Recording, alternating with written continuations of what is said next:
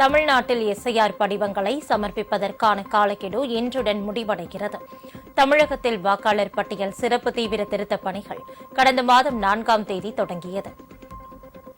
இப்பணிகள் டிசம்பர் 4ஆம் தேதி முடிவடைய இருந்த நிலையில் ஏற்கனவே ஒரு வாரம் அவகாசம் நீட்டிக்கப்பட்டது. இந்த அவகாசம் மேலும் 3 நாட்கள் நீட்டிக்கப்பட்டு இன்றுடன் நிறைவடைகிறது.